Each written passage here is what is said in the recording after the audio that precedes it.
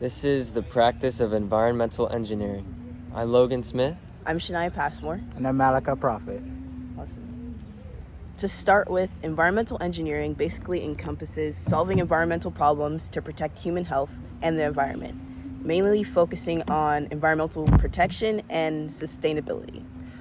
Within environmental engineering, there's a couple of smaller branches of specific types of engineering that can be explored. Those being water resource engineers, air quality engineers, and environmental chemists / toxologists. So for our water resource engineers, they typically work with managing water supply, storm water, flood control, and making sure everyone has access to clean and safe water to prevent any sewage contamination. There's also air quality engineers, and they typically work with reducing emissions and improving air pollution control systems, so working with that type of stuff. And then environmental chemists are found analyzing pollutants in soil, water, and air to understand their impacts and develop safer solutions. I was just curious, so I looked up a couple of the colleges that are best equipped to environmental engineering, and those were North Carolina State, University of Kentucky, and Stanford University. Typically, environmental engineers work in the industry or government or academic related, like colleges or schools or high schools, etc. Within the industry, they can be found in utility firms, consulting firms, or manufacturing. Within the government, they can be found in the EPA, the Environmental Protection Agency, or any other state or local agencies. The EPA strives to protect human health and the environment, and they do a lot of research for developing and enforcing regulations within the environment. A couple of companies that environmental engineers can work in are Arcadis, Bechtel, EPA, and Tetra Tech. A few projects that environmental engineers do are designing and managing wastewater treatment plants, developing air pollution control systems, monitoring and modeling water resources, restoring ecosystems or wetlands, as well as cleaning up contaminated soil from groundwater treatment, or designing urban infrastructure, or performing environmental research and data collection. The field of environmental engineering has a lot of variety in its jobs. Many environmental engineers can work for both public and private companies. In addition, environmental engineering also encompasses many different specific type of fields, including, as previously mentioned, water resourcing, in addition to geophysical engineering and oceanic engineering. Private companies will also work alongside the coast in extracting oil and other resources that might be used to help, that environmental engineers will also act as consultants for. Additionally, environmental engineers will work with federal agencies to look for improving technology and monitoring air and water quality. So environmental engineers use a wide variety of different tools and programs in order to assess the environment around them.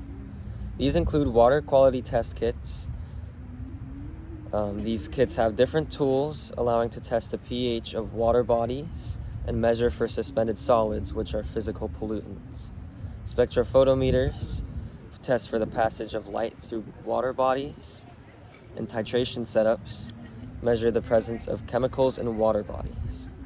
Ultimately, these water quality test kits can be used to measure the safety of water and allow plans to be made to make water cleaner. And air pollution samplers have different tools, allowing them to test for any chemical presence in gases or air.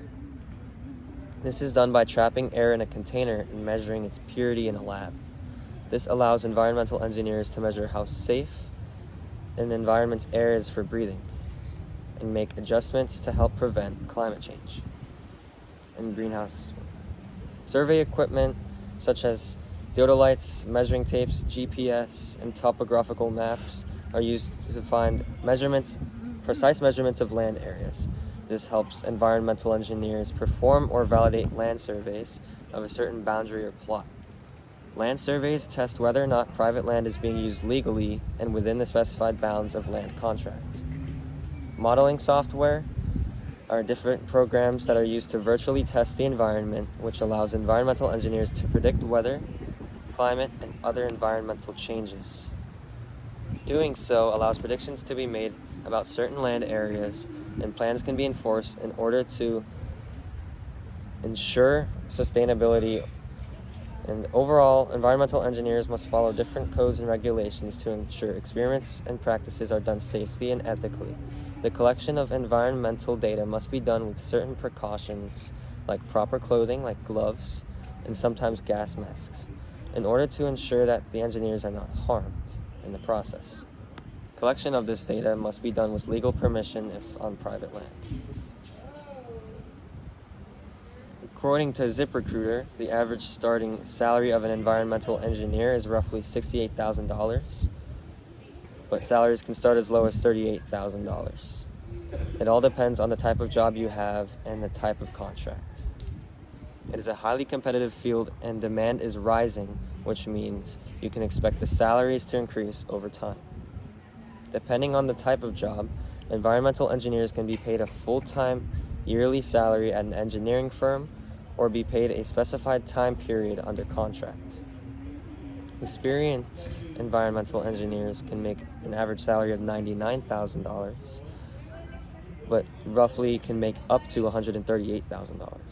This means there are many promotional opportunities, and there will always be more jobs for environmental engineers to fill. The most high-paying jobs are found in fields of energy, mining, and utility sectors of environmental engineering. This is because fields like energy and mining are in high demand, and mining and utility sectors can also be very dangerous, which means pay is going to be reflected. A typical environmental engineer will need a bachelor's degree in environmental engineering or in a related field of engineering like chemical or civil. This is because chemical and civil engineering are very closely related to environmental engineering. For more complex jobs, an environmental engineer may need a master's degree or a doctorate's degree. This is done to ensure that harder and more important roles are filled only by those who are truly qualified for the task. Some jobs will be more obtainable or even require accreditation or licensing, such as ABET, which is Accreditation Board of Engineering and Technology, and professional engineering licenses may also be required. General environmental engineering roles do not typically require any accreditation or licenses, but more complex jobs again might need them.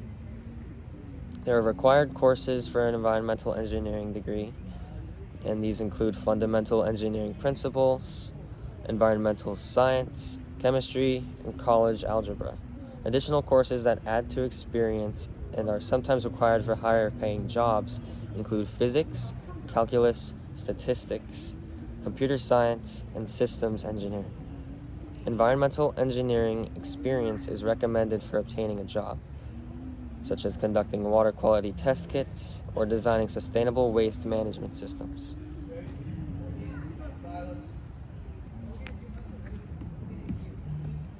As previously stated, licenses usually aren't required for environmental engineers.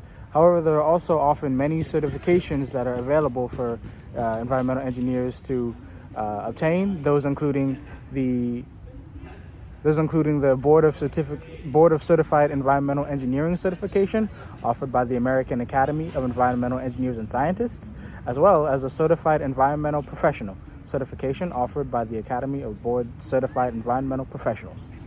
Private organizations and contractors will often hire environmental engineers for inspections and make sure that projects and infrastructures are up to date. These often include federal, state, and local governments. That's it.